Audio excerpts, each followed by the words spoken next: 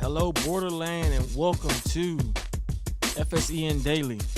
Man, we had a lot of really great high school games last night out there for sure.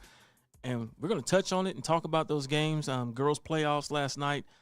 Had some teams win, some teams lost really bad. Let's jump right into it and get into that girls basketball action.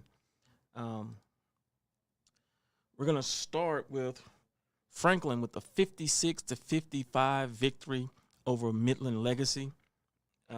Franklin was led by Alyssa Della-O with 27 points, Emma Balzinger with 11 points. So congratulations to the Franklin Cougars on that big win and moving forward here in the playoffs. Next out of 6A, had Montwood take a 49-19 loss to Friendship. Tough loss there for Montwood for sure, and they were led by Mia Hairston with 11 points. Next up, we got Americas in the 5A. Americas took on Can-U-Teal and got the big win, winning 58-35 against Can-U-Teal. Americas was led by three-headed monster of Kylie Marquez with 13 points, Kaylin Madrano with 12 points, and Jada Herrera with 12 points as well. So congratulations on Americas on moving forward into the next round of the UIL Girls High School Basketball Playoffs. Can-U-Teal was led by Mia Valenzuela with 14 points in the loss. Next up, got Burgess, who took a 50-49 win against Bel Air. Big win there for Burgess. Congratulations on them. Burgess was led by Cameron Morales with 22 points, Alyssa Morales with 11 points, and Melanie Araga with 9 points. So, again, congratulations to the Mustangs of Burgess on winning and moving forward. Next up, we've got Hanks, who took a 49-16 victory against Andress.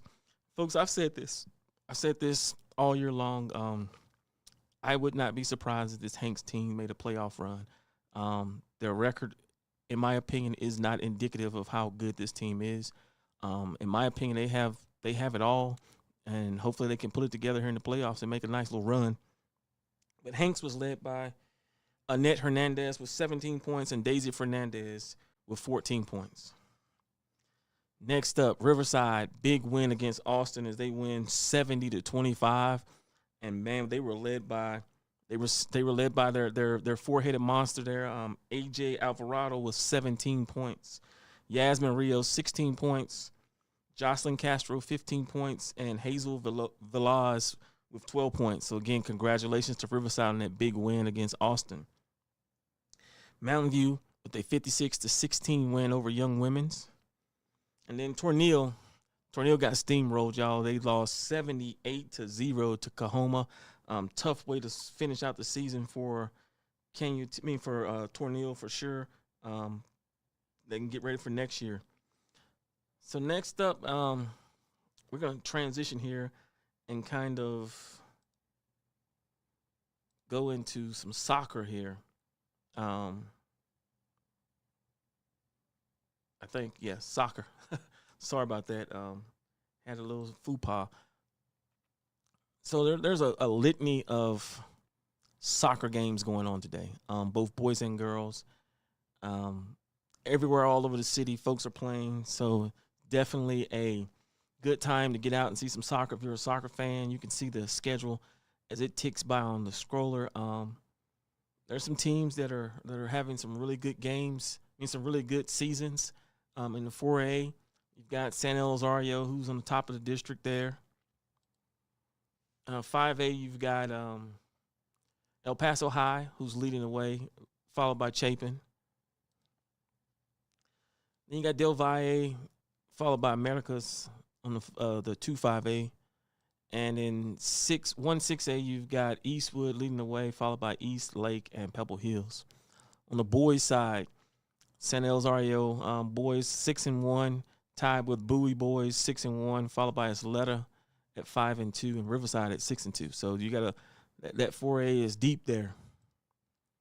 On the 5A side, Burgess up 4-0 in the district as well, and then followed by Andrews at 3-1.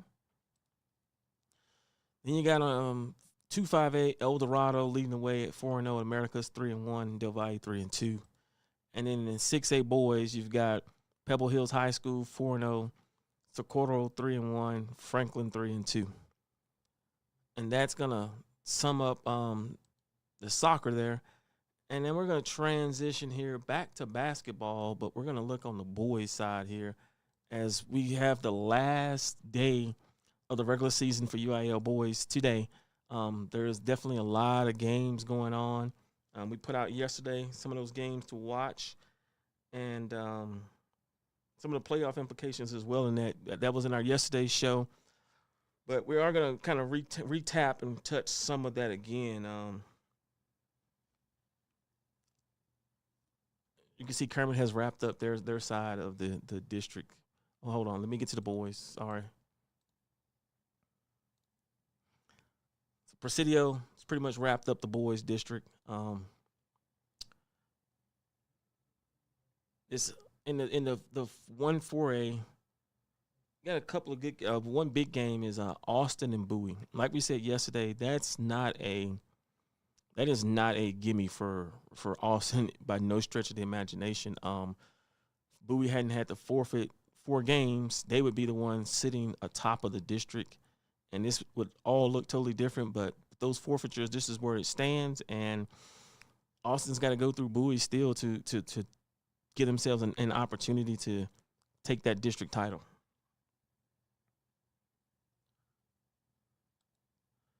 Next up, I think one of the biggest games of the day with some really playoff implications and some district implications is this Isleta Riverside game. Isleta is 8-0. Last game they beat Riverside by 8. Score was 56-42. Definitely one of those games where they have to play their A game for sure. Both teams in order to give themselves an opportunity. Riverside wins, they share the district title. Isleta wins, and they are the district champions outright. So good luck there today for those young men. Let me get on to 1-5A. You got 3 teams in this district vying for 2 spots. Andress, Canutillo, El Paso. Well, not really vying for 2 spots, but positioning. It's probably the best way for positioning.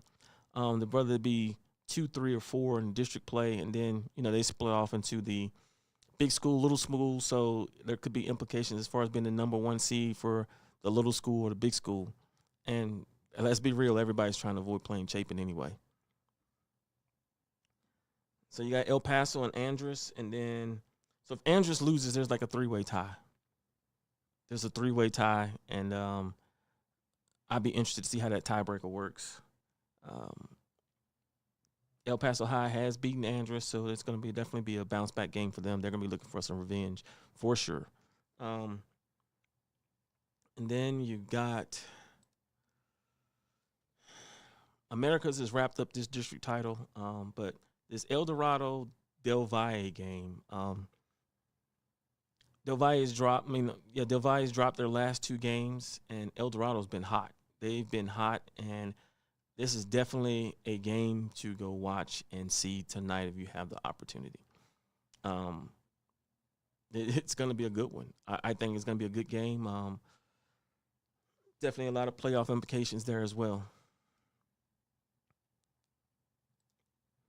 Then as we get into 1-6A, you got 4 teams vying for 2 spots. Eastlake, Franklin, Coronado, Pebble Hills, and Montwood. No, I'm sorry, not Eastlake. Franklin, Coronado, Pebble Hills, and Montwood all vying for the final 2 spots in this district. Basically, win or go home. Pretty much how this is going to go down. You got to win and give yourself an opportunity. And so out of that, you got Coronado that's going to face off against Pebble Hills. So that's going to solve something real quick right there. And then you have Montwood playing Franklin. So those 4 teams vying for those 2 spots are going head to head against each other. Win or go home. That's really what it comes down to.